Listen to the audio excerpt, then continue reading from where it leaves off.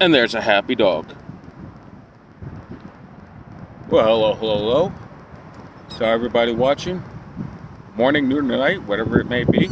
Joe Pal, Kevin Bell, Kevin B, the man in the van, here from beautiful sunny Las Vegas, making a YouTube video after all this time.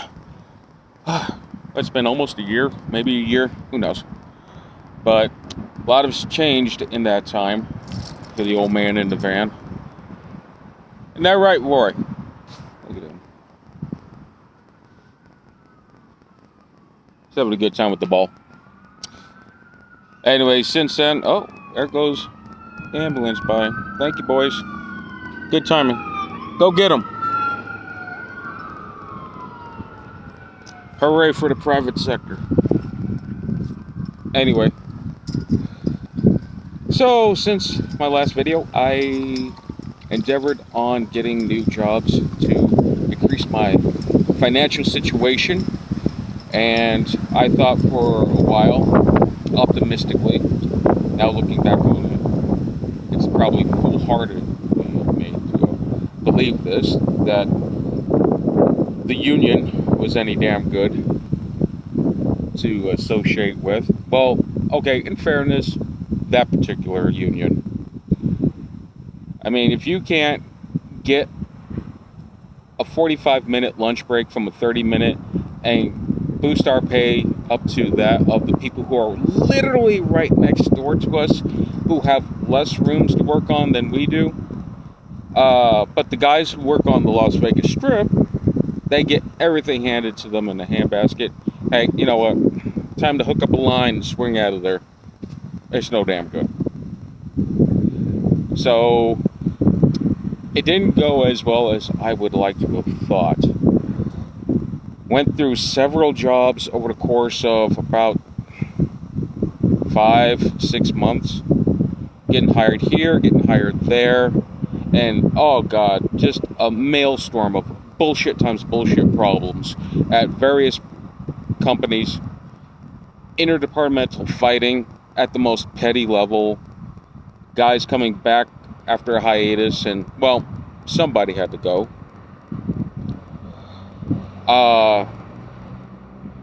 Then sometimes I wasn't given any answer at all. Hey, Christmas is over. Yeah, we really don't need you. This one place said. Again, a timeshare. Put my trust in them sons of bitches again. But finally, for the last 4 months, I found a place. It's a very reputable place to work at. I'm not exactly doing engineering work or plumbing work. I'm working on bowling lanes, but it is a very well-respected company. Family that owns it is very respected here in Clark County. They're good people. Not a lot of people want to leave, so transferring to the engineering department is going to be quite a while. One of those, you got to wait for someone to gray out and retire. I can't blame them. I ain't looking to take somebody's job.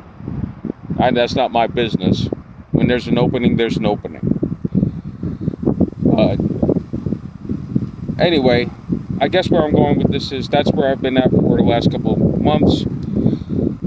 And I don't lament trying to improve myself financially or move on to a better place that would have more opportunities.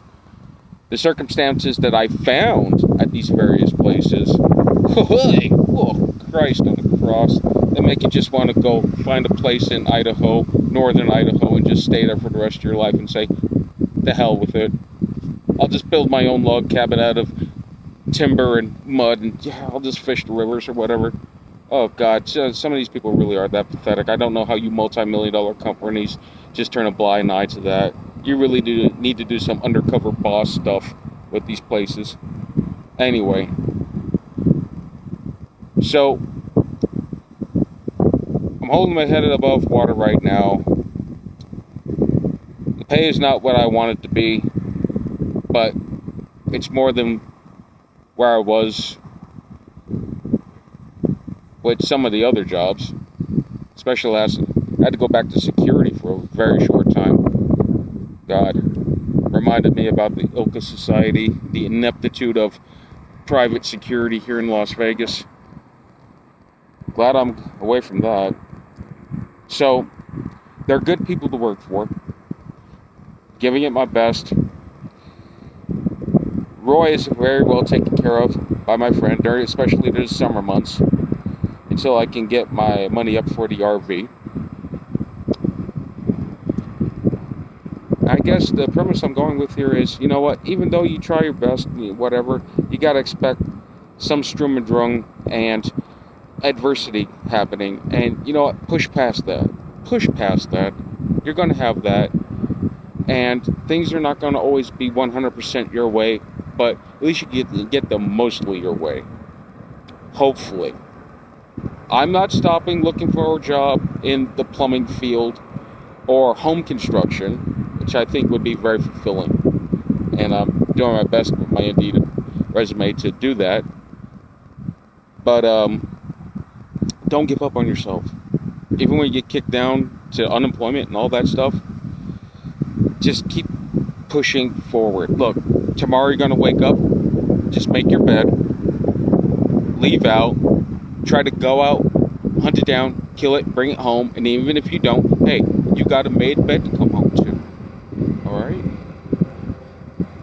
Have faith in God. Always. Please. Now, speaking of homes, a whole bunch of people are upset about this whole Trump thing making it illegal to be homeless law. Yeah, no. First of all, I would say read the law that he's pushing. It's very specific to several things. One, the issues that they have in Washington, D.C., the city in and around there is pretty much a cesspool of drug addicts, unregistered felons, and all that garbage. But nationwide, isn't this kind of what we've been asking for?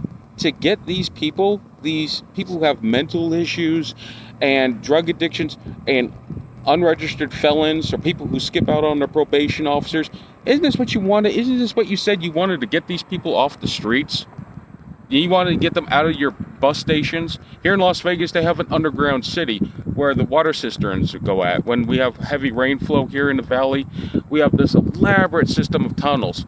Majority of the time during summertime, like right now, nothing's happening down there. The homeless people have made virtual cities down there. Okay? And you got to be high and out of your mind if you really think these people can pass a background check to even have a gaming card or a TAM card, let alone be around your child. These are not nice people just because they're tramps and they're down and out. Don't buy that bullshit anymore. Okay? And the left likes to bring up this whole Nazi Germany crap. We got a funny way of being Nazi Germany here, where we allow full media access to what we're doing, and we dump tens of millions, hundreds of millions into humanitarian aid for our own. And again, you can watch us doing it. Damn funny way to be fascist. Just saying. Now, I did read part of the law, and one part of it said that it was going to crack down on urban camping. So, all my fellow van build-out people, moving truck build-out people, or even the RV community, because I drive up there to the Walmart, and there's a host of RVs that park there, and they're, it's kind of unapologetic. They're there for a couple of days, and then they move on to someplace else for another couple of days. You might run into a trouble with that. However, I don't think as much as some people would think, because your average police officer doesn't sign up to go around and just harass some hobo or somebody sleeping in a truck or something like that. Your average cop wants to actually go out and hunt it down and get it done on some type of major scale, some drug dealers or some gangbangers, something like that, right? Does that always happen? No, but that's the idea. That plus another thing. A whole lot of those people, like I just said, they're on a Walmart parking lot or some other parking lot. What did I just say? Walmart parking lot. That's private property. Okay? Go to a shopping mart. That's private property. That belongs to the realtor who has that outlet mall and allows for those stores to be there.